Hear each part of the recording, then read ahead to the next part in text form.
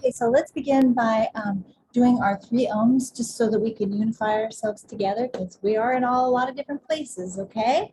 Ready?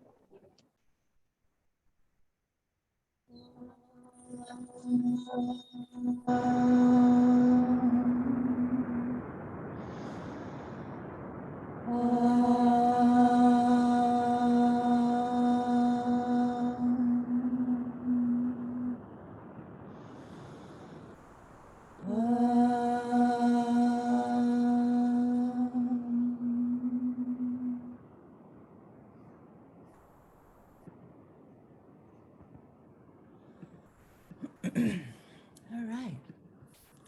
Thank you so much for that. Hope everyone is doing well. And does anybody remember our word for the last month that we've been working on, or perhaps we haven't been working on it? Deborah? Transformation. Yes, absolutely. Yes, transformation. And the saboteur of transformation is stagnation. Yes. So the interesting thing about the word transformation is that it is not a virtuous quality in and of itself. It is really the result of the practice of spiritual qualities. So the more that we practice spiritual principles, excuse me, the more likely we are to overcome the things that hold us back. So what is one of the things that holds us back? Well, all kinds of things, right? Self-doubt is probably the biggest one. And of course, we always think, well, yeah, of course I have a few self-doubts or things like that, but what I'm really talking about is what in Vedanta we call about too many self-doubts actually makes you forget that you are a divine being, that I'm a divine being, that all of us are. You can tell by looking at the world, listen to the news for one day, and you can tell that most of us forget that ourself and other human beings are divine, because we certainly wouldn't be hearing all of the things that we hear. We certainly wouldn't be lying, cheating, and stealing every single day for one another. We certainly wouldn't be gossiping and cultivating all kinds of bad ideas of how to take people down in some way, right? So why do we do that? Self-doubt. No, that can't be right. How could self-doubt be at the root of all of this? So the more that we doubt ourselves, the more it lets in room for us to feel like people are going to take from us, because we don't trust ourselves to be there for us. So we feel scared. We feel like I could be overtaken. These people are trying to say these things about me. I have to do this. I have to protect myself. I have to do all these things. But really, the more that we would cultivate confidence, confidence is an interesting word. It is a spiritual virtue.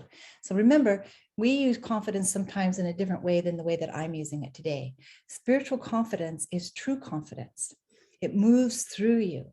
It helps you to help yourself as well as to help others. It helps you to hesitate for that moment before you strike out verbally at somebody else. Confidence helps you to have better self-control within yourself. And the more self-control that we have, the stronger our minds become. Because without self-control, our minds are zooming all over the place, like little kitties, or monkeys in the tree, right? We all get this, where we're just moving around so fast, we get so confused, it's almost dizzying. What should I do? What choice should I do? We become chronically indecisive. We can't move forward. And what happens is stagnation moves in. So stagnation, to me, if we look at stagnation, it's kind of like a stale pond. There's no outlet for the water. So it just sits in there. So sometimes what happens is we suffer from such incredible indecision that we just don't move. We truly stagnate in our minds, our hearts, and our efforts. And as that happens, then we start to tell ourselves that we can't do it. So we lose our energy, we lose our energy, we lose our inspiration, we lose our motivation because we're not there supporting ourselves. A lot of times we wait for everyone to support us before we move. I want everybody to agree with me, so then I know I'm doing the right thing. So what do you think? What do you think? And what do you think? And when you all tell me what you think, okay, then I'll try all those things because you seem to know more about me than I know about myself. And why would other people know more about me than I know about myself? Because I'm not paying attention to myself. because I don't believe in myself, but I believe in you. And what is it that I believe in you that I think I don't have? What is that? What is it that everybody else seems to have that I don't have? Because I think if we really spoke frankly with one another, we would understand that the people that we're asking for their advice feel the same way about themselves as I feel about myself. So then we say, well, that's because, it's all about ourselves, so we can't see ourselves very clearly. But our job is to see ourselves clearly. We can't just use that as an excuse.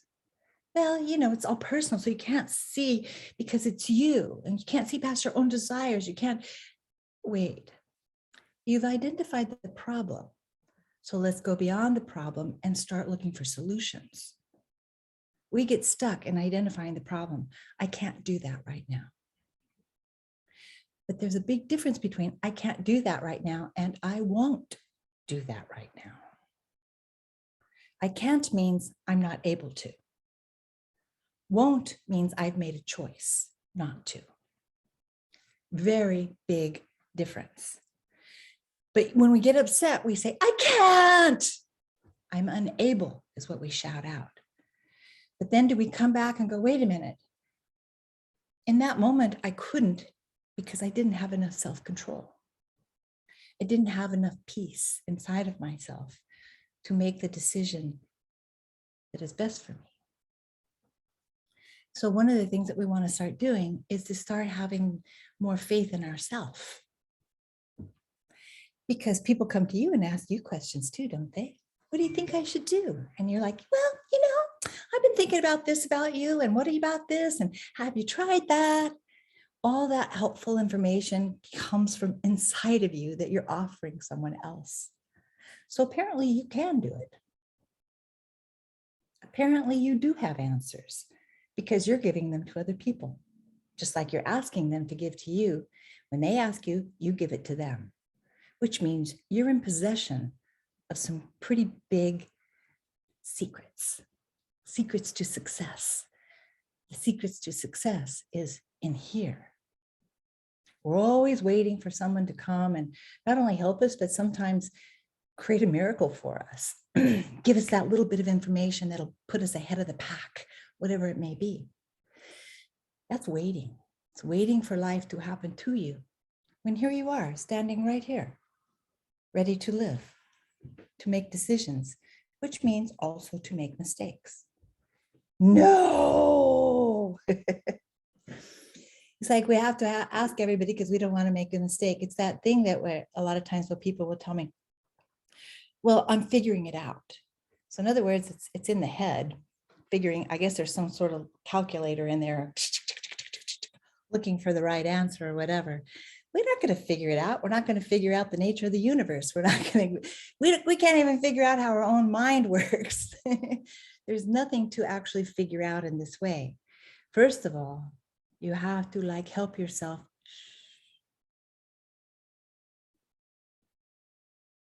In order to make really big decisions, you have to find that place inside of you that is receptive to receiving the answers from within. Most of us are not receptive to our own answers because we don't trust ourselves. You know why I notice this in people? Because of what I do. The two key ingredients to intuition is deep listening to sounds that your ears can't hear. So like listening to your own vibrations in your mind, right? Listening to the vibrations of other people. The second thing that intuition is made up of is trust. Trusting yourself. But we say, I don't trust myself. But you're in charge of yourself. So if you're in charge of yourself and you don't trust yourself, what are you going to do? Throw your captain overboard? No, can't. You have to, and I have to, we have to learn to trust ourselves. Learn to go, okay, I'm going to make some mistakes like you haven't before. Mistakes are not the end of the world. Mistakes mean that you're practicing faith in yourself. You're taking a chance. You're moving forward, albeit a zigzag or a roundabout, but you are trusting yourself to try out new thoughts, new ways of being. And as we do that and we fall on our face and we come back up, it's all muddy, and we're a little embarrassed or humiliated or whatever it may be, those things are temporary and you can move beyond them. You can clean that off. We can clean all of those things off. But we get so caught up in, but what are people thinking about me because I failed? Well, if they see you get back up, they're going to be like, wow, give me some popcorn. Let's watch this movie. What's she going to do next? Because she fell on her face and she got up. What's she going to do next? You see, they're not going to think anything that you probably think they're going to think. Maybe a lot worse, maybe a lot better. But ultimately, what's important is what you think, what you feel about you. At the end of the day, you go to bed with you. No matter how many people that are around you in your room or whatever's going on in your home, you still sleep with yourself. And you still wake up with yourself. You still do everything throughout the day with yourself, no matter who is around you or not. So since you spend all your time with you and you don't trust you, there's some problems. Would you stay in a relationship where you didn't trust the other person 24/7? Would you stay in a relationship where you didn't trust that person 12 hours out of 24 hours a day? Of course not. So, you see, we have to learn to be more present with ourselves so that we have the courage for transformation. So transformation is when we come into a time in our life where we experience loss. It can be loss of a loved one, literally loss. It can be a divorce. It can be a loss of a job. It can be all kinds of interesting things, loss of health. There's a lot of different things that constitute the word loss in our life. So when we have loss in our life, we are faced with stagnation or transformation. Because loss can hurt so bad that we can lose ourselves for a while. And that's part of the process too. But you see, we have to learn to trust that nothing stays the same, because when we're experiencing loss, it feels like it's not going to change. Because pain can be so profound, it can make us lose our drive. It can make us lose our inspiration to find ways to help ourselves heal. So transformation in the tarot is represented by the Death card. So it means transformation begins with a loss. So in that time of loss, what happens is the next step is that your job and my job is to push the start button for the power to overcome. The power to overcome. Now you may have to overcome the issues that have been there. You may have grief. You may have some depression. You may have all kinds of interesting things because of the loss that you have had. But this is where you are. And because it hurts, it may hurt really horribly. It may only be uncomfortable. But no matter what, this is your experience. And you have to look inside to help yourself to overcome. It doesn't mean don't ask for help outside. I'm not saying don't ask other people for help or anything like that, because we want them to ask us for help too. But it's about learning that the first person you should call on is yourself. To help yourself. Because there's a part of each of us that truly is divine. And it's not just a part, it's actually all of us, but we'll call it a part because we're so unaware of it. But in a time of loss, isn't it interesting how people become religious or spiritual? Why? Because you hurt so bad that something inside of you makes you remember there are forces that are around us that can help us, even if they are invisible. We forget that the air is filled with all kinds of life. It's true. I've lived by myself for a very, very, very long time, longer than any of you would believe. And I know that I am never alone. And I know you're never alone. But the question is, do you know that? We all are living in a divine energy. Sometimes we call it God. Sometimes we call it goddess. Sometimes we call it the universe. We have all kinds of names for it. And names are great because this force that I'm talking about is so big, it can hold all the names you want to call it. The name really isn't so important except for you. Whatever name you want to give this force when you're talking about it to yourself or to others. But the reason I'm bringing it up is this force is always available because it's inside of you as well as outside of you. It's everywhere. And the reason that you ask other people is because for help is because you can see that force in them. Your eyes look at their eyes and you're like, wow, there's something in there. You have something in there. What is that? You may have an answer for me. Help me. But eyes can be misleading. Maybe they have the answers, maybe not. But you have this eye, this third eye here. That's for looking in your own heart. The more you look in your own heart, you actually can see better what's going on in other people's hearts because you recognize the vibration. If you lose contact with the vibration of your own heart, of your own spiritual energy, you won't see it in others. And what will happen is that you'll start to feel separated. You'll start to feel victimized by life. And then you'll start to look at others like they're bad. Are they? Other people can look at us and feel like we're bad. Are we? No. We are seekers. We're learning to find this source of comfort that is always with us. But it's like that old country Western song, you know, we're looking for love in all the wrong places.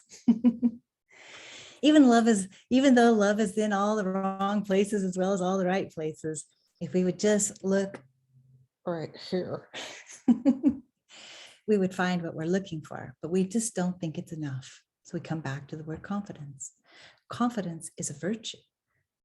Too much confidence, I've had people tell me this on several occasions, well, but not too much confidence, right? What are they saying? That confidence morphs into arrogance. How did that happen? How did that happen? Confidence does not morph into arrogance, vanity, or conceit. No, confidence is spirituality. The yogis or saints or masters of spirituality throughout time are the most confident beings that have ever walked the planet. But when we talk about them, we say, no, confidence? That doesn't sound right. They're humble. Humility and confidence are related.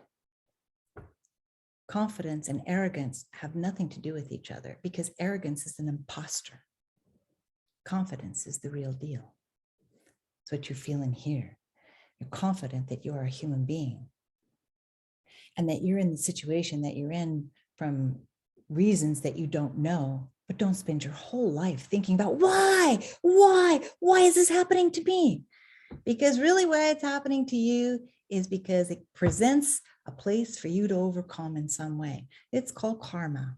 But karma is not that you've been punished, but we certainly think it is. Oh my God, I can't tell you how many times people are telling me that, you know, that they feel like they're being punished. So when we're feeling like we're being punished, then we quick go to the far end of things and we want to be rewarded. Karma doesn't reward us, it doesn't punish us. Everything in our life has history in other lives. Just like every tree that you see came from another tree, which came from another tree, which came from another tree, which came from another tree. Where you are, you came from another life as a human, another life as a human, another life as a human, another life as a human. We have the same history that the trees have. And the quality of those lives are what we're facing now. The problem with learning about karma and reincarnation is that we get so judgmental that we can't really learn it. We're like, oh, so if that person's having problems there, that means they were bad and that they deserve this, that. There's no deserving. There's no deserving. We look at life in such an oversimplistic way that it gives us a false view. We really think that when people do bad things, that they must be bad. It could be that they haven't learned to do it another way yet. Maybe they haven't learned how to help themselves inside. But we're not going to give them that chance because we're just going to say they're bad. And then we forget about them. But they still exist, and they still have to go through this place inside of themselves where they find their own self-worth. So every time someone tells you you're bad, or you did a bad thing, you did all these bad things, don't you let it make you feel like you're like the worst thing that ever crawled around on the planet. By you helping yourself, you'll also make sure that you don't make other people feel like that too. When people are born into very extreme situations, extreme poverty, their whole day is about, how can I get fed? How can I get to tomorrow?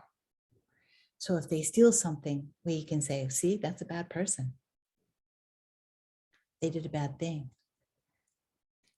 All of us have done bad things. We are not bad. We do bad things. We're not bad. We might be ignorant. We might be really ignorant. But we have the ability to learn and to change and to grow. We don't stay the same.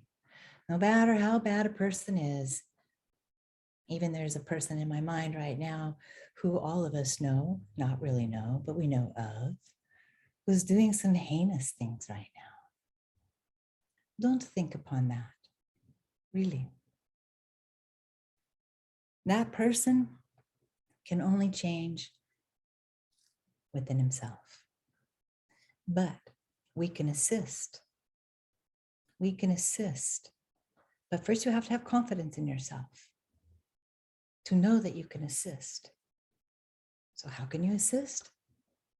One of the simplest ways, and I've told this to you many times, but it always bears repeating in my view. So in this sense, we think of this person. In this case, you know who he is. I'm going to say his name, Putin.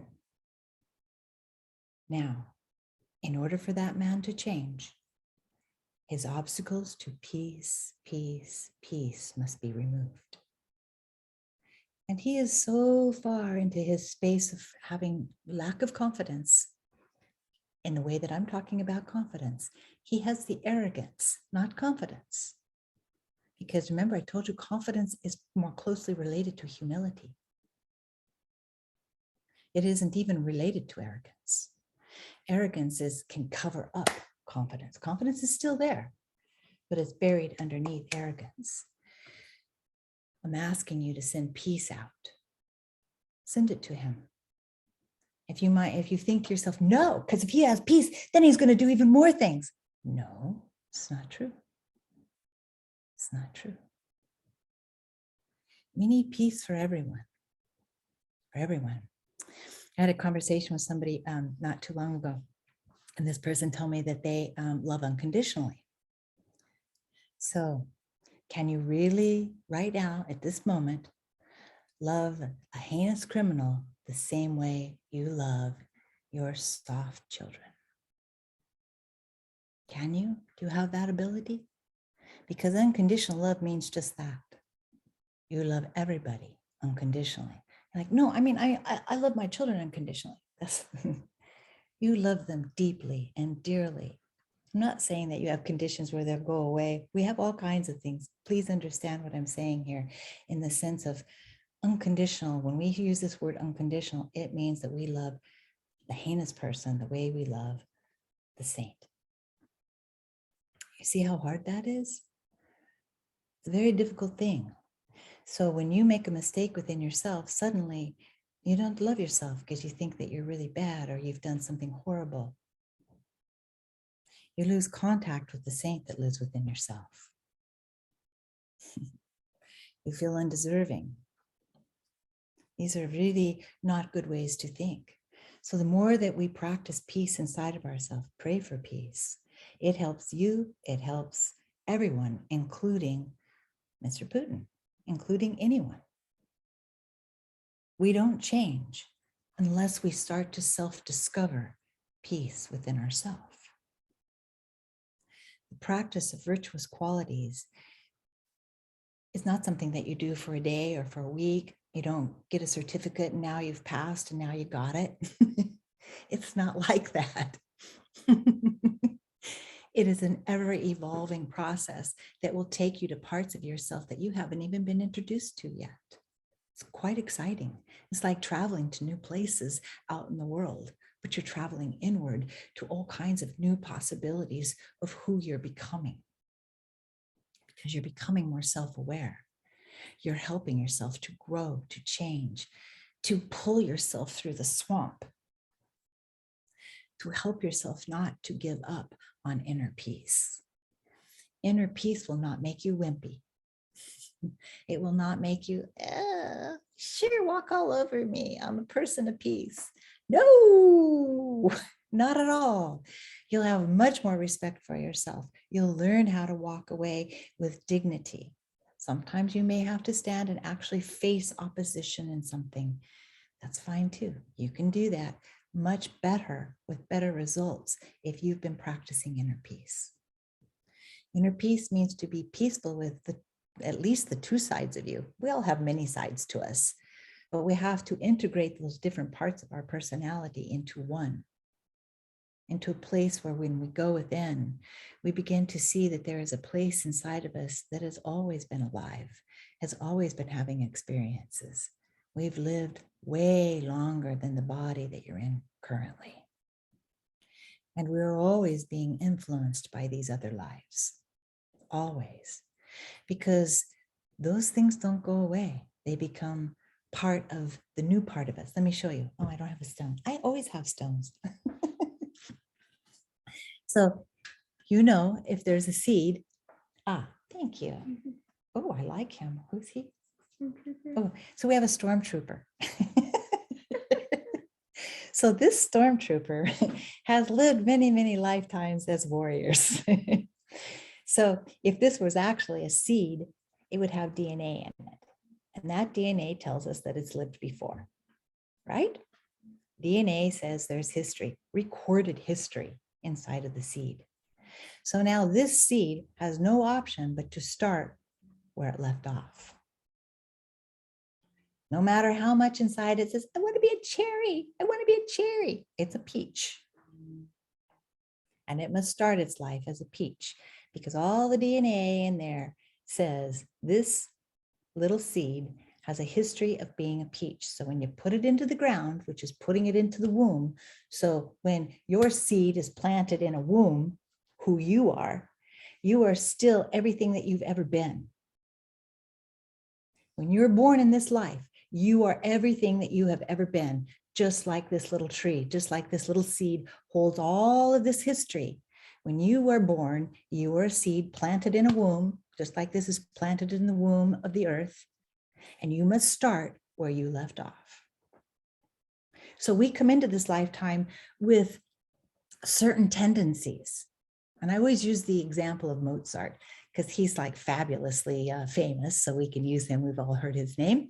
And I think he was like 5 or 6 or something when he was brought out into the open as a maestro, as a genius. So that means his DNA, which we're not talking about his DNA from his parents, but his spiritual DNA, he's probably lived as a musician for 250 years. He kept starting where he left off, kept starting where he left off. You are the result of all your past lives. So you come in with tendencies in doing things. You come in with tendencies and tastes for certain things, dislikes and distastes for certain things. You are karmically tied with certain cultures, with certain people. Our relationships, the people that are in your life that you love and that you have great problems with, are people from other lifetimes. These are people that we keep incarnating with because we have karma. Karma means cause and effect. So the seed is the cause for the new tree. The tree would be the effect. Now the tree drops another seed, that's a cause. You see how it goes? Cause and effect. Nothing goes away. We accumulate all this energy from every thought that we've ever had. So now bring it into this lifetime. You're mixing karma from all these other lifetimes with how you think, how you feel, and how you act in this lifetime. You mix those two karmas together. So sometimes we're like, why do I always think like that? Why do I always think like that? Yeah. Sometimes what we do is we just say, well, I think it's because my mom did this when I was 5. Chances are good that's not when it started. So it really doesn't matter where it came from. What really matters is that you observe that you can't remember ever not having it. And once you see that, then you can start to go, okay, you know what? Instead of complaining about it and wondering where it came from and dancing all around it and just looking at it and wondering, how did this big elephant get in the room? You have to learn to help your mind to find a way to get the elephant to leave the room. You have to help yourself with your own thoughts, cultivating, elevating yourself, problem solving through a higher level of spirituality to transform. You don't want stagnation to come in and just keep you stale. You don't want to be a stale, stagnant pond. Neither do I. We want to be a pond perhaps that has some opening, and we can have some beautiful frogs and some lily pads, some lotuses. That helps me to segue into the lotus flower. The lotus flower is probably the best way to understand the word transformation. So the lotus flower, it begins its journey in the mud, a water that isn't really moving, like a pond. So it begins in this environment that's muddy and goopy and all of that, and dark, because the water in these places are a little murky, right? So it begins like that. And what happens is that it becomes very much craving, so to speak, the light, just like we do. We crave the light. We want peace. We want to laugh. We want to love. We want to grow. We want to get big, to enjoy life. So this little lotus is drawn by the light, and it just starts to struggle to get through the mud. It's so hard, and it has to put all of its energy into it. But the entire time, its whole mission is to reach the light. So it keeps moving through the murky waters until it gets to the top of the water. And once it's there, it continues a little bit above, because the lotus blossom won't blossom on the water. It's a little above the water. Keeps itself clean from the murky waters. That's transformation. It's still connected in the murky waters, just like us.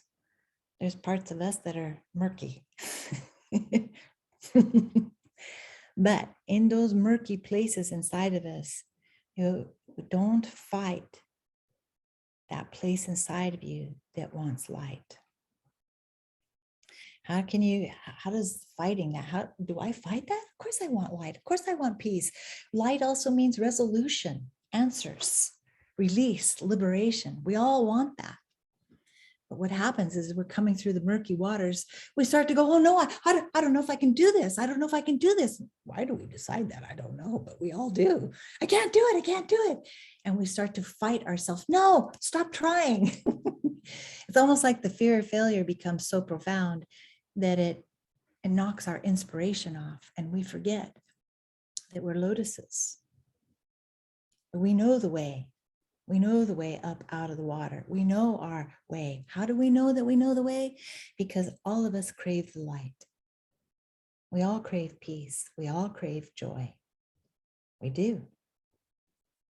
We do.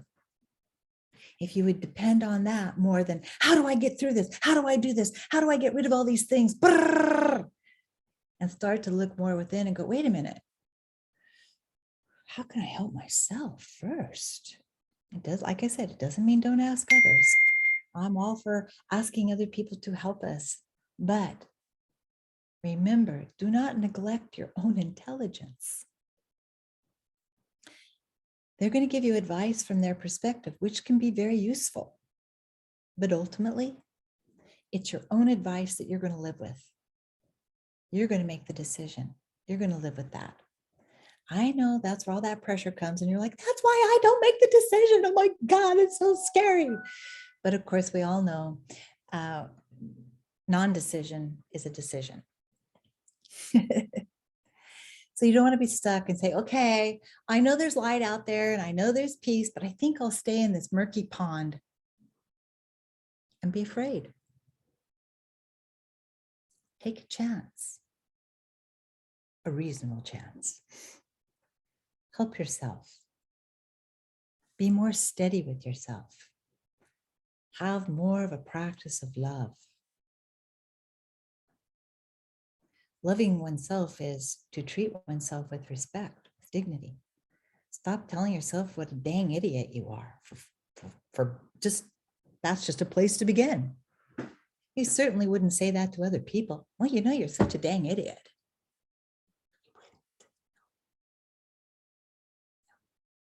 But you're a human being.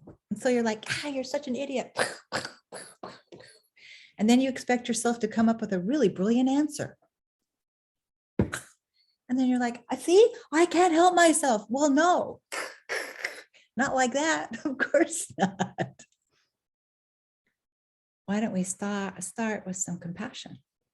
Another interesting spirituality, virtuous quality, right? We're looking at some of these virtues that make up transformation. Compassion for your own pain. Compassion for your own pain. Okay. Recognize that you're in pain. You recognize that you're hurting, which means you need some TLC. How do you give yourself TLC? Well, stop telling yourself how stupid you are first. That would be one way to start getting a little TLC. Being a little bit more gentle and let go of that weird thought of, yeah, well, if I talk to myself like that, I've had people tell me that like that too, I won't get anything done. I don't believe you've ever tried the other thing, because you would have proof that that was wrong.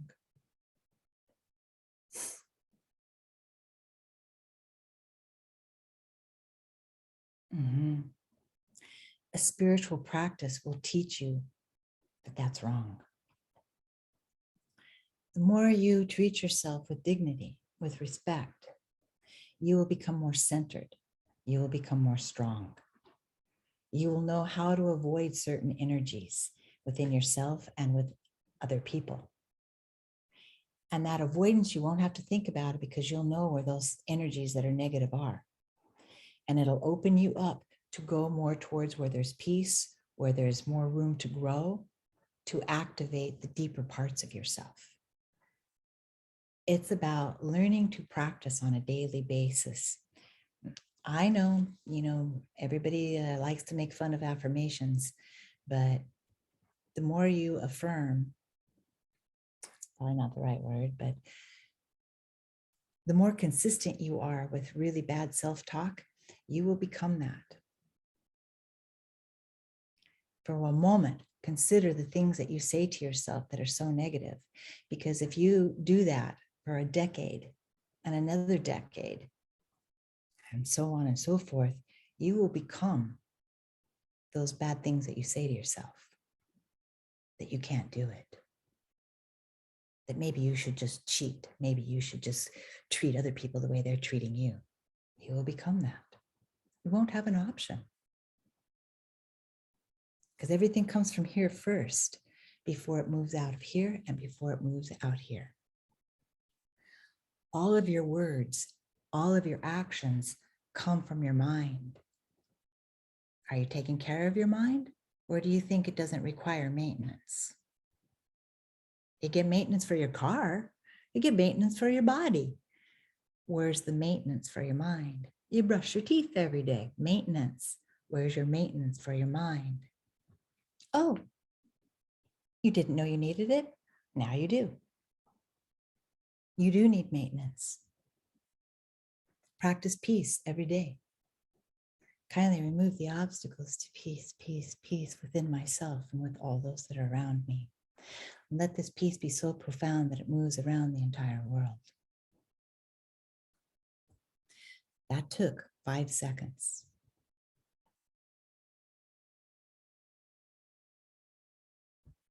If you did that for 5 seconds, 20 times a day, it would start to penetrate in. Not just that, I'm just showing you an example. People say, I don't have time for all that. I don't have time. I'm a busy person. Yes, but are you productive? Anybody can be busy, but are we truly productive? Let's increase our productivity by treating ourselves with more dignity, with more respect. This is a practice. God knows I know it's a practice. You can't just be like aware of these things and then you are that. And the more you practice, the more you realize, wow, I feel better. I still have a lot of storms going on around me because personally, I have a lot of karma that that apparently I brought with me. So yeah, I still have a lot to do, but I'm in better shape to handle it because of my practice. So it doesn't mean bad things aren't going to happen or inconvenient things. No, those things from my past haven't all been worked out. So they're still coming forward. They're still in my future. But you know what else is in my future now is my practice.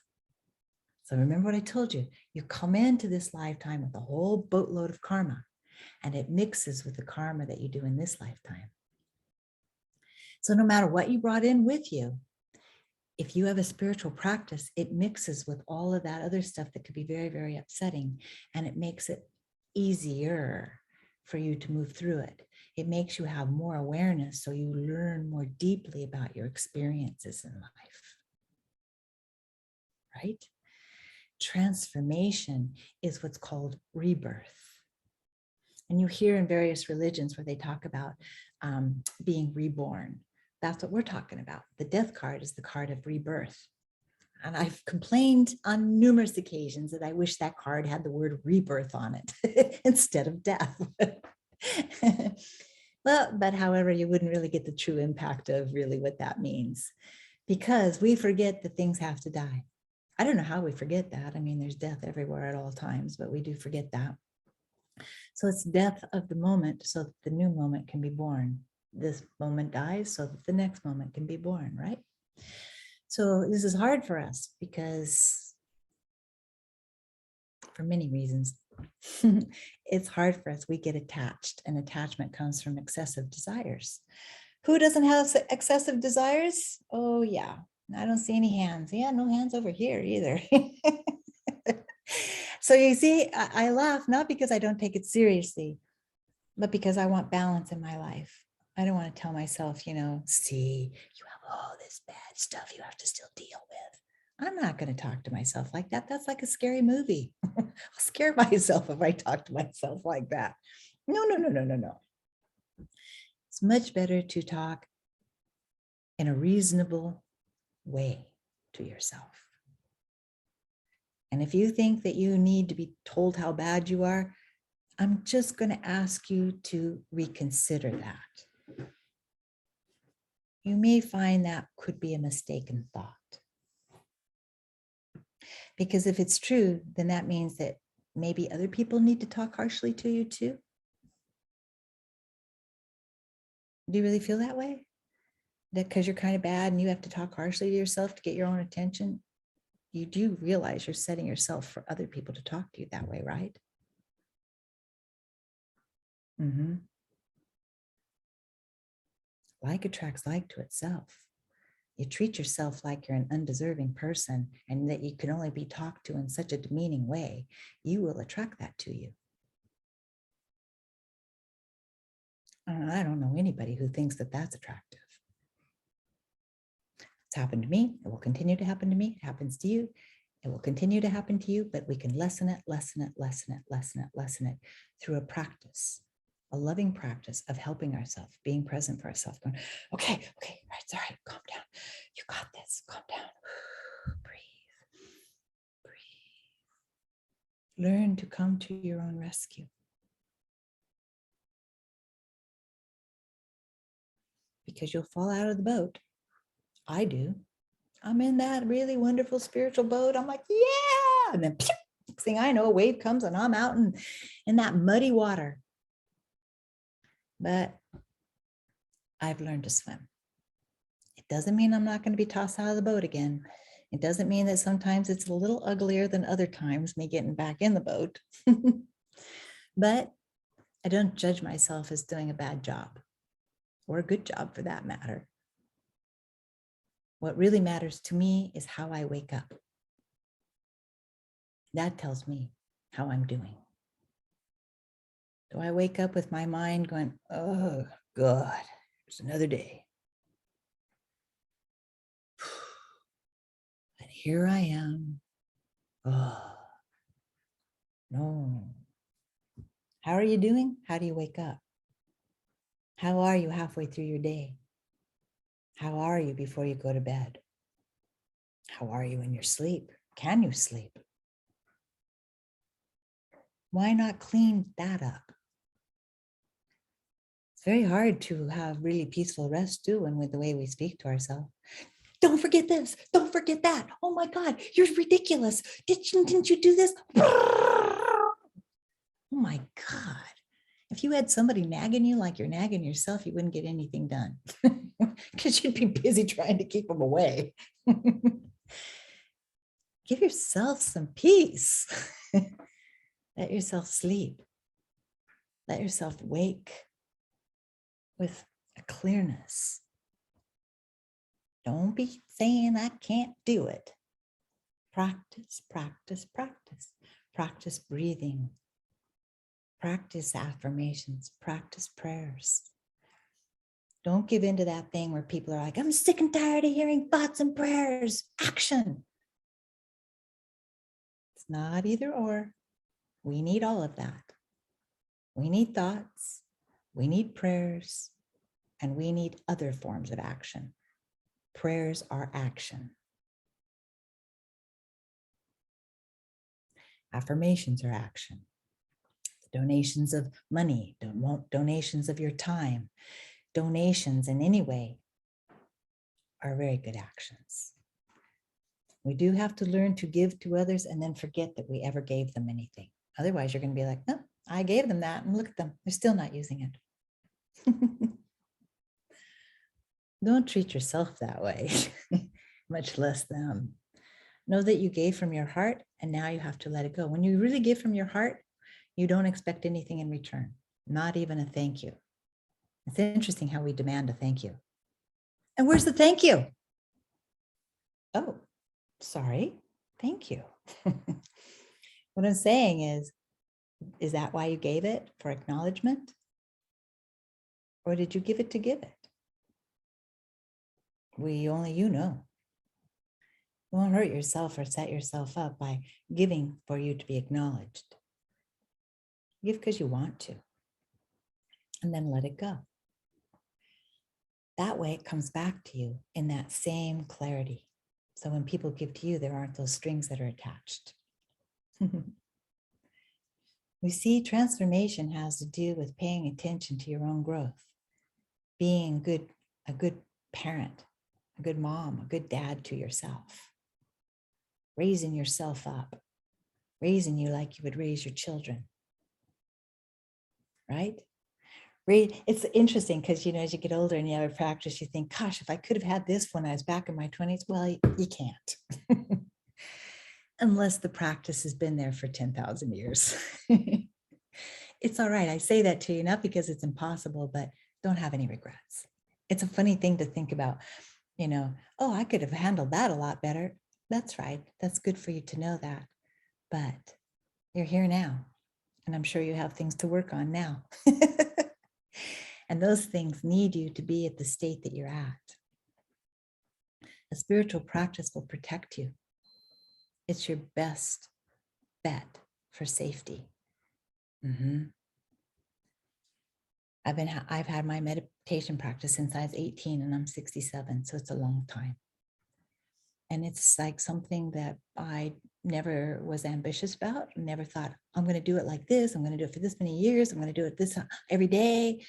No, there were many days that it wasn't there, but I never abandoned it because I never felt I could afford to. No, I'm an intuitive person. All people who are looking into the future suffer from anxiety. Yeah. What do you think drove me to do meditation at such a young age? It wasn't that I was born so spiritual. I hurt. Anxiety hurts. Depression hurts. All forms of these things hurt. And it drove me to a place where I had to seek relief. So meditation was there. It's much easier now for me to sit and to meditate. It's much easier now for me to find that peace when I'm not sitting in meditation. Notice I didn't say it was easy. It was easier. It's easier. But if I don't have my practice, I can feel anxiety welling up inside of me. Anxiety is like a fear of the future, even though the future is my life because I'm an intuitive. I'm not going to walk away just because something is scaring me. No, I'm going to do something about it because I am my responsibility. I am my responsibility. I am my most effective caregiver. I'm saying this about myself so that you can see I'm not just talking words at you. I know about practice. And I know a life with practice will serve you the same way it serves me. You will not regret committing to a practice of spirituality. Find your own way, your own style. But find a way to help yourself to root in the goodness of you. Root yourself in your own goodness, not in what you think is the badness in you. People root themselves in, but I've been bad, I've done bad things. You've done good things. You wouldn't be crying over it like that if you weren't looking for a way to expose the good. You have to learn to expose the good inside of yourself and then capitalize on it. Feed it, help it to grow. Never abandon the goodness in you. The more that you put your attention on your goodness, it'll help the badness to not be center stage. You'll feel better. You'll feel more inspired. Never give up a practice of peace. Never. It doesn't matter if you're 67 and you start now. You will live another life, and that life will start with your practice.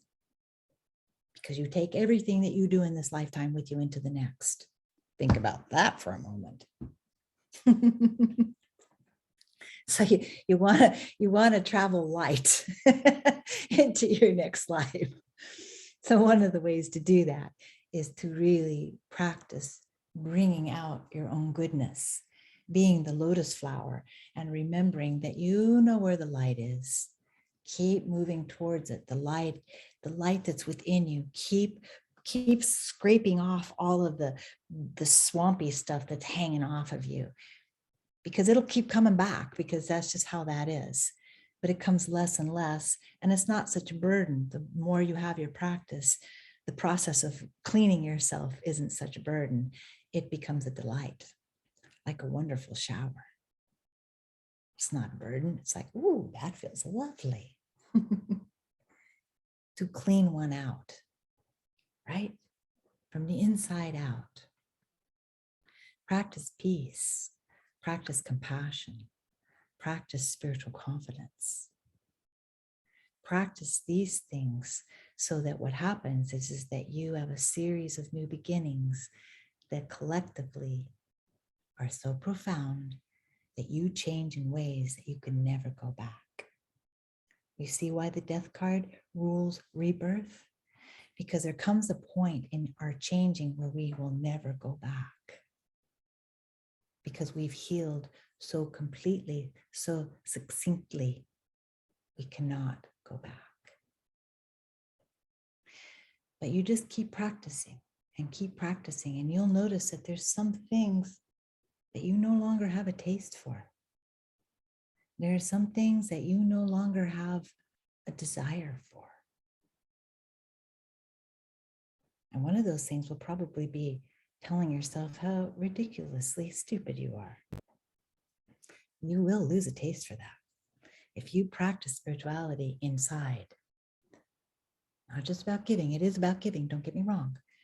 But giving to yourself is not a selfish thing, because everything that you give to yourself spiritually comes out from you and affects everyone around you.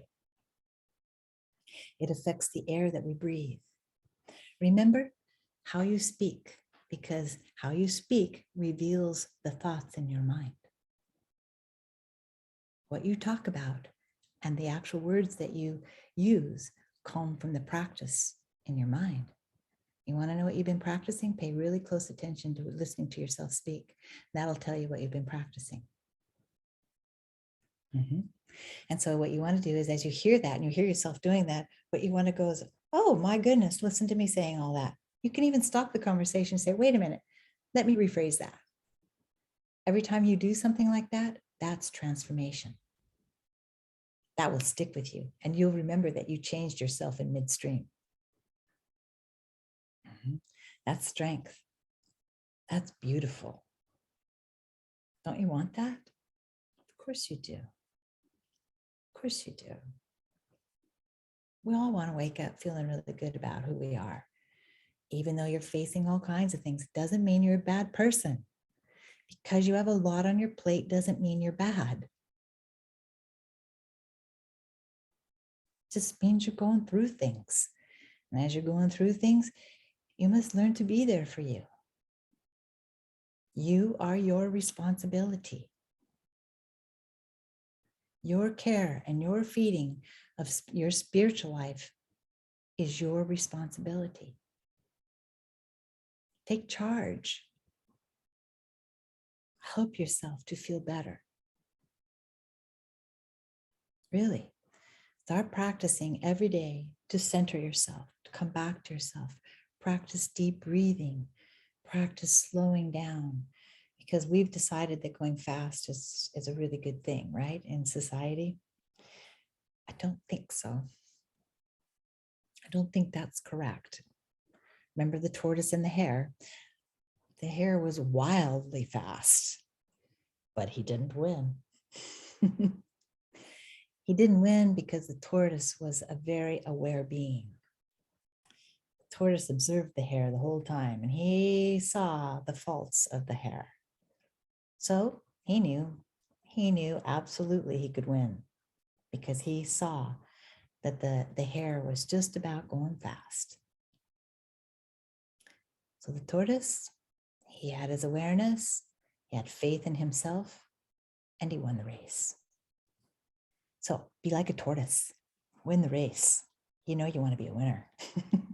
Don't be like the hare. Be the tortoise, right? Be the tortoise. Win your own race. Take your time. So every month, you know, we have a word to focus on. Transformation is a word for life. It's a word for life. So the word that we're going to meditate on for the month of May, I almost said June, for the month of May is the word spirituality.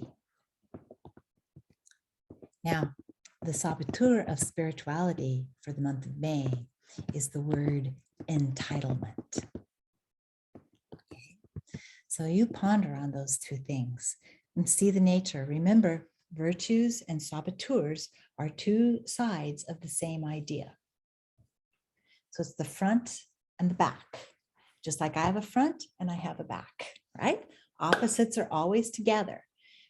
But what's important is which side do you put your attention on? Do you put your attention on the spiritual side, or do you put your attention on the entitlement side? Something for you to ponder on and to work on over this month, next month.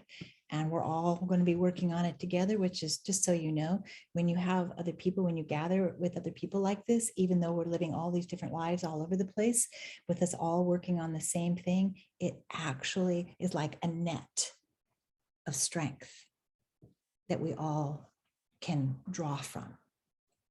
Really, it's there.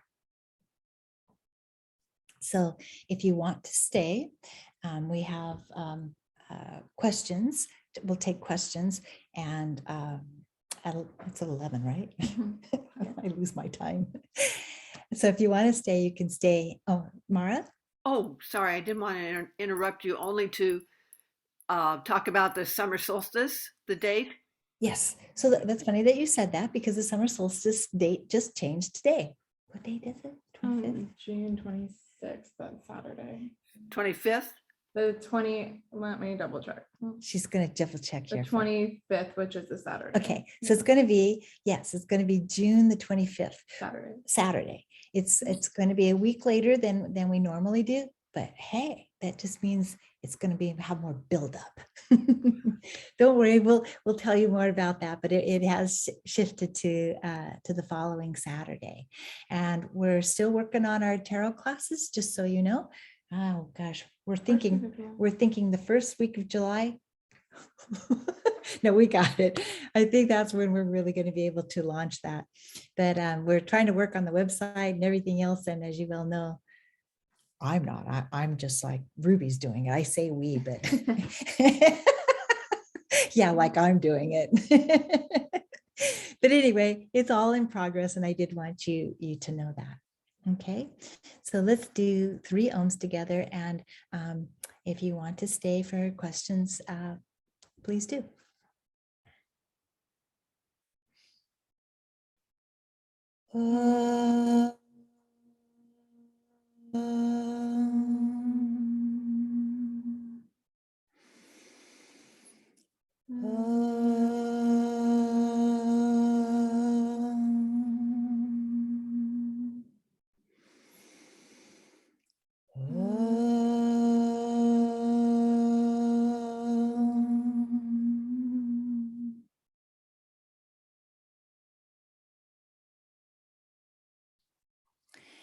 Thank you so much for being here with us today. Peace be with you. Namaste. Please stay if you like. Peace to all you that aren't staying.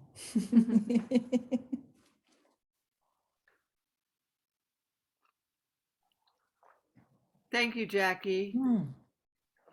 Thank you, Ms. Mara. So do you have any questions, anyone? Yes, Jared. Oh, okay, there we go. there you are. So, that was interesting what you said about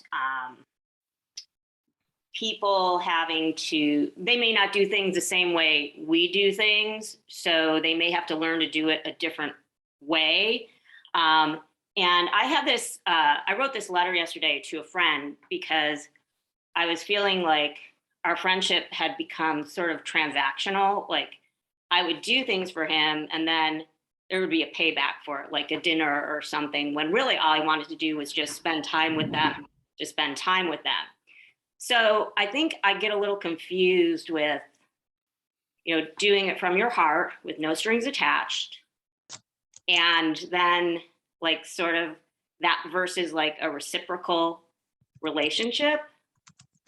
Does that Yeah. make sense? Oh yeah, absolutely. I love that you use the word transactional. The yogis say that we should never have a transactional relationship with God. Right. It's kind of an interesting thing. But anyway, you still are only responsible for what you give and how you give. He's responsible for how he receives as well as how he gives. You're responsible for how you receive and how you give. Where we get into trouble is we start deciding that people should be a different way. Right. It happens to me, to you, to him, to everybody. We all decide what is the right thing to do. But what's interesting is that we neglect the good thing. Being right isn't always being good. But remember, when you're good, you're always right.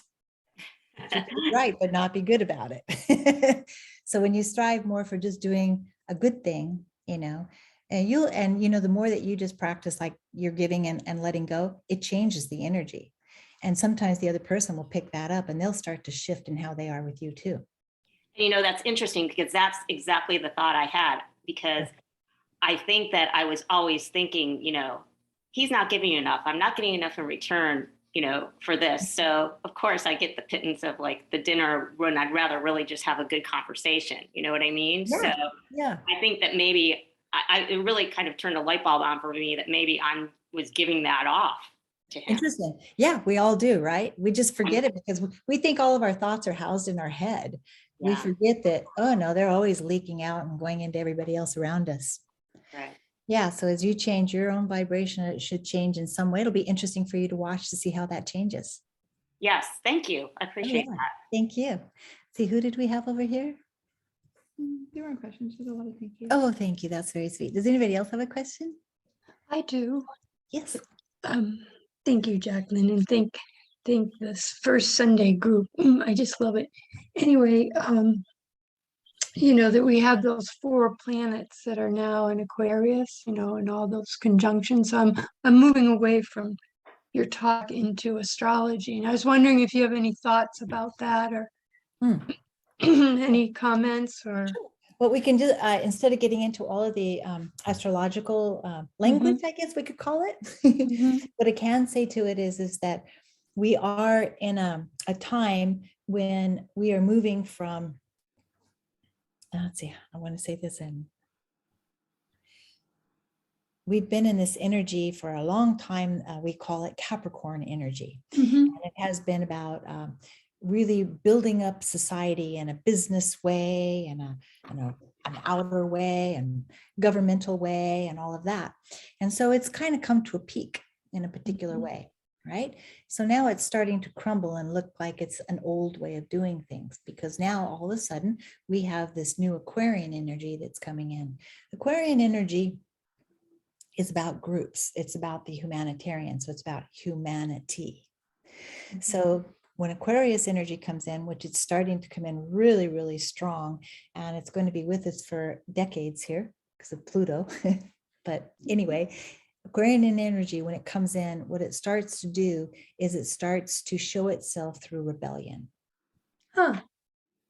Yes. So last year we started to see rebellion. We started to see more people. We started to see a lot more protests, a lot more different groups saying, hey, this is not the way we want to do it anymore. We don't want to do it this way anymore.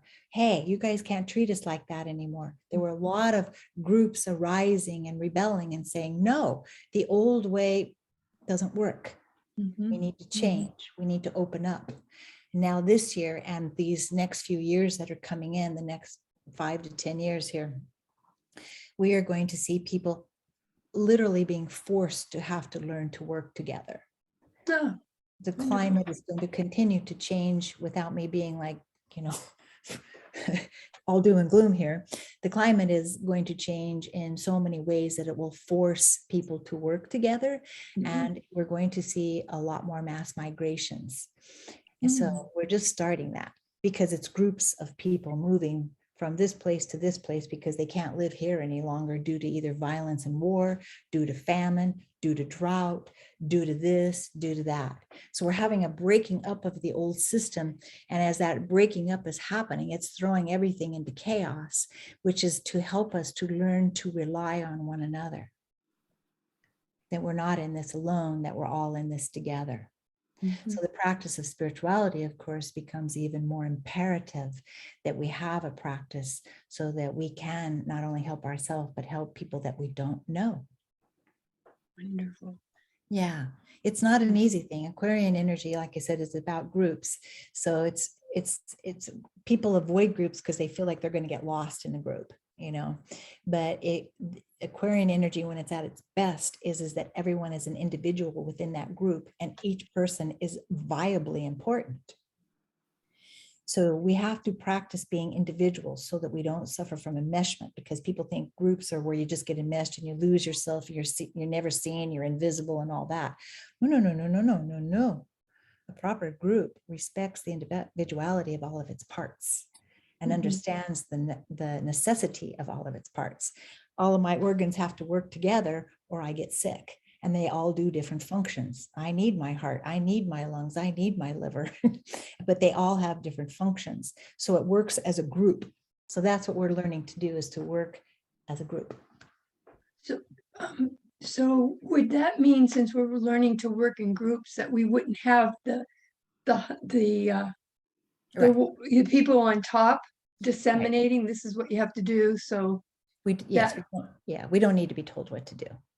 So before, as we were growing through this Capricornian kind of thing, and there's some other things it's not just that. Let me just get my thoughts here. It has been through our knowable history where one person does rise out and then decides that, look, I'm the smartest person here, so everybody's going to do what I say, or you're going to jail. So those days are numbered. So you can see that requires rebellion. Oh yeah, totally. And then from that rebellion, then ultimately, as we reconnect, so to speak, we will connect in a way where we work more like with bodies. But as you see, within our bodies, we still have disease, so we still have a lot to work on. So, but it is a new way that we're going to start doing that. So that's why you see such a distinction out in the world right now between, there's a big fight between autocrats and the democratic way of doing things. So the group or the individual, just one person.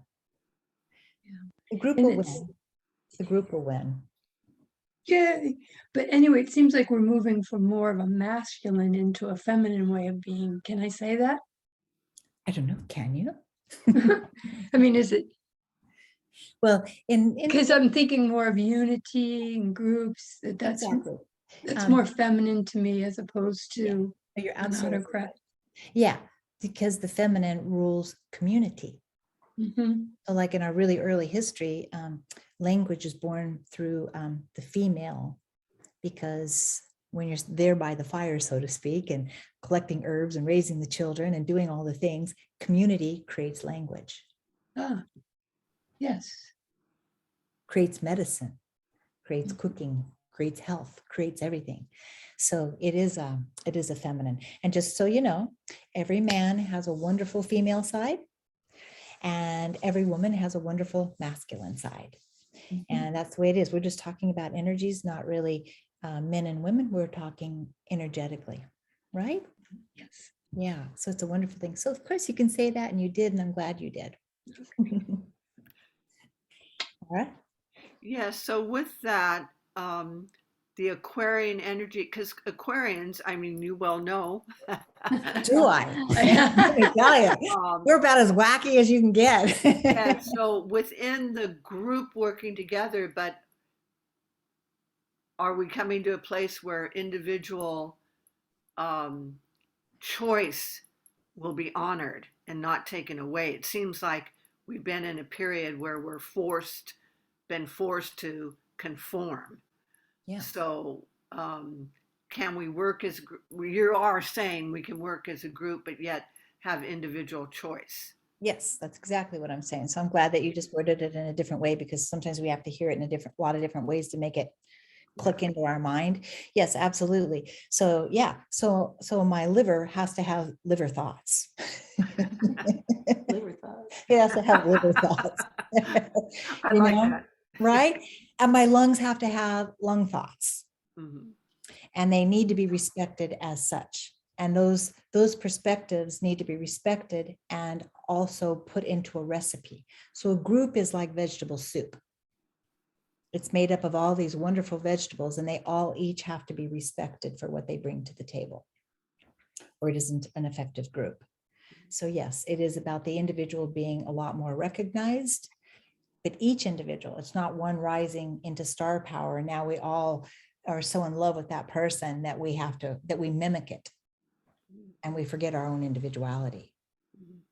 So because we don't have that one person rising out like that, then each individual begins to develop their own uniqueness, and they are able to contribute that. So it seems like there's more personal responsibility as well. Yes, a lot more personal responsibility. So this will take about 2,000 years. Mhm. Just so That's you what I know. thought. So 'Cause nobody remember says, that- you know, yeah, don't get in a hurry. Right. It's So- the dawning of the age of Aquarius. That's Age. right. But we're at the same time we are moving out of the Kali Yuga. I mean, this is part of, or no, we're still in the Kali Yuga. Oh, yeah. 2,000 years more. Oh, yeah. No, we're going to be there for thousands of years. Oh, thousands. Okay, let's just go for it. Okay. Wishful thinking, Mara. We've got ourselves in an exquisite mess here. It's going to take Okay. some time to overcome. Yeah, get comfortable with it, okay? Exactly. Yeah, put your helmet on. Yeah, learn how to manage through the chaos, Exactly. right? I Okay. love that. Yeah. Yeah. That's right. Ruby just said chaos is a word we've been Chaos using. is a word we've been And it's using. true, right? I love it. I love the chaos. We don't love the We chaos. don't love the chaos. But we're dealing with it, right? Dealing with it, right? Yeah. Welcome to our song. Yeah. Welcome to our song. Mhm. It's just, yeah. Let's see, where are we at? Yeah. Does anybody else have a question? Well, yes. Oh, sorry. Christine was asking about the tarot classes are going to be only online.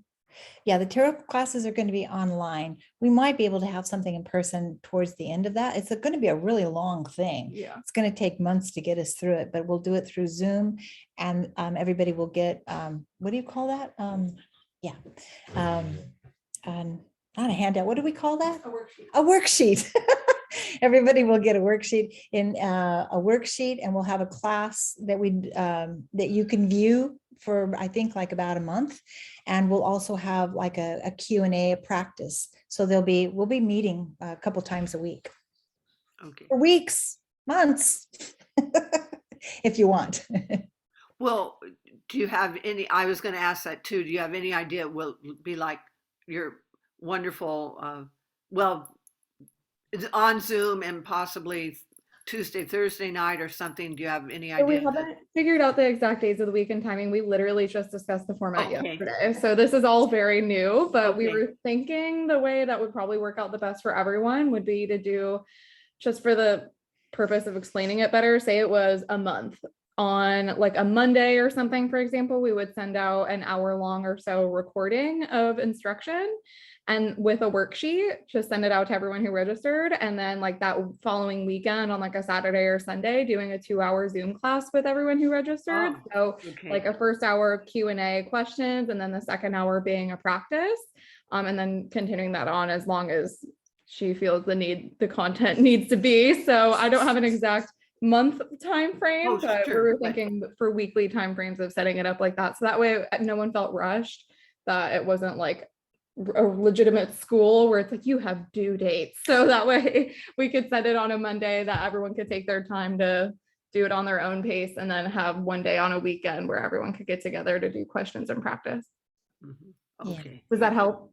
Yeah, I just want to make sure to mark it on my calendar ahead of time. That's all. Oh yes. Well, we just worked it out yesterday, so I'm glad Yeah. you think that works out okay. Yeah.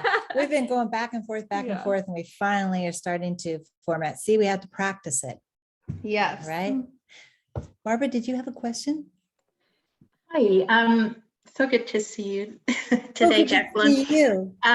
So I guess today the conversation, it's something I've been thinking about this last month when you're talking about the mind, and I find that my mind, tends to want to analyze, work everything out and direct it, control things. So I've been really trying to also know what my heart is speaking instead of just relying on my mind. And I don't know, just any kind of, I guess, words of how to alter the way my mind works. So I'm not trying to, I guess I just want to be more trusting in the universe versus, or like you're saying, in myself versus having my mind figure it all out. Does that Exactly. make sense? Oh, so much sense. I think everybody that's here that makes sense too.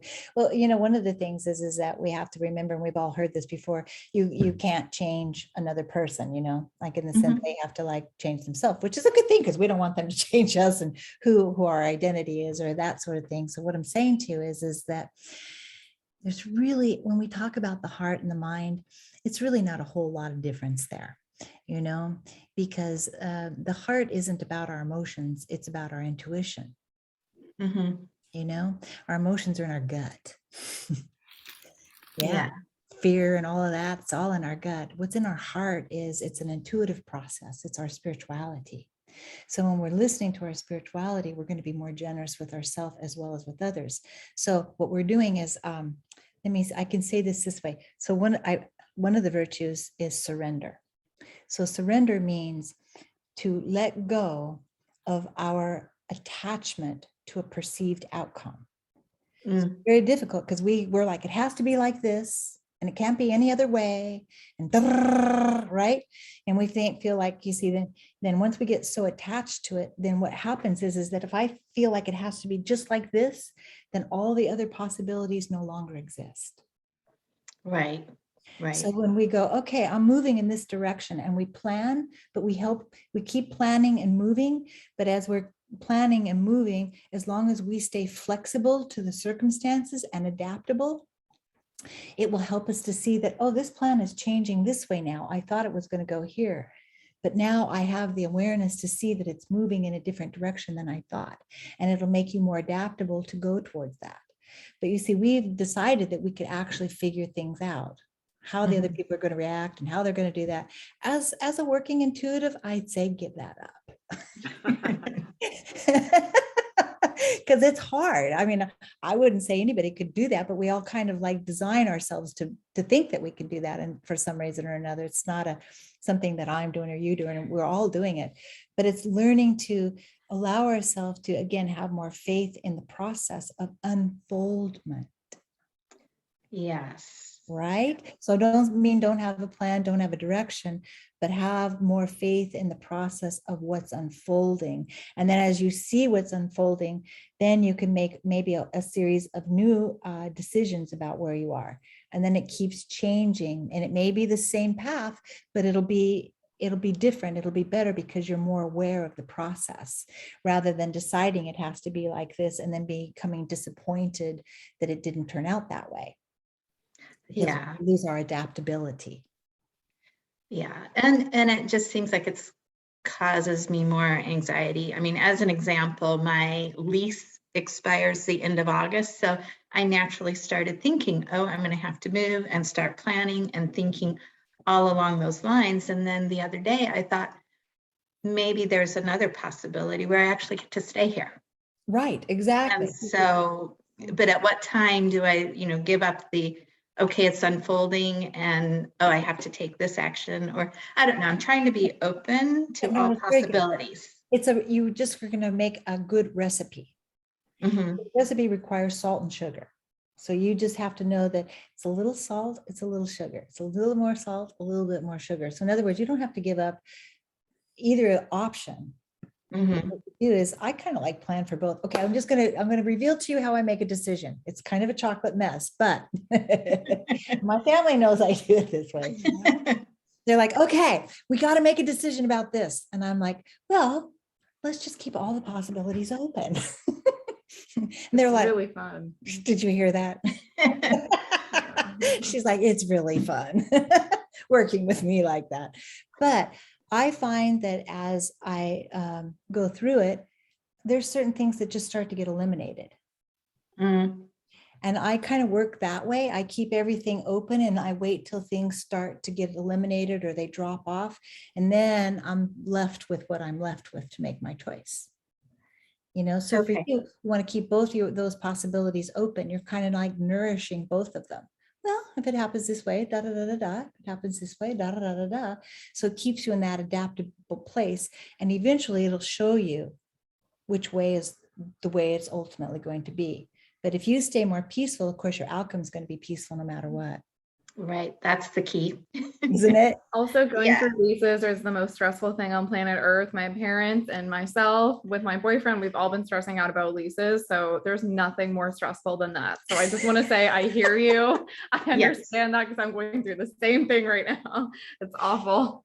It is very Yeah. stressful. Our home is very, very, it's, Yeah. it's our home. Just that word home. Yeah.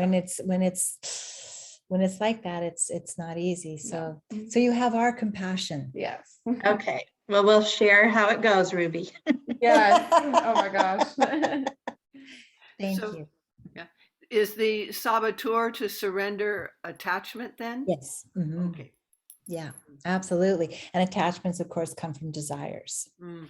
But we're never going to get rid of our desires. That's why we have why Buddha gave us the fourfold noble path, eightfold. 4 goes into the 8. Anyway, Buddha gave us a lot of really wonderful teachings on telling us how to get out of this, because we're not going to get rid of desires, but we have to learn to elevate our desires. And as we elevate our desires, the old desires, they go away. So the more that we desire peace, it'll keep us away from the things that before would steal our peace. And then we're surrendering. We're surrendering. We're surrendering the material world, so to speak. It doesn't mean that you must still live in the world, right? Spirituality doesn't take us out of the world. We have to stay in the world, but it's like integrating spirituality into everything that we do. Everything that we do. You have to weave in goodness no matter where it is, right? Amen. Thank you. Thank you so much for staying, all of you. I really appreciate it. And I love our time together, by the way. And I hope that everybody has a wonderful month with spirituality. I mean, you can't go wrong with that. Thinking about the word spirituality on a daily basis for the next 30 days, right? And then just observing, where there could be some entitlement going on, discovering that. And I hope that when we come back in June, that we'll be able to have a lot to talk about. Thank you. Thank you. Peace to you. Thank you all. Thank you. Bye. Bye-bye. Bye. Bye. Bye-bye.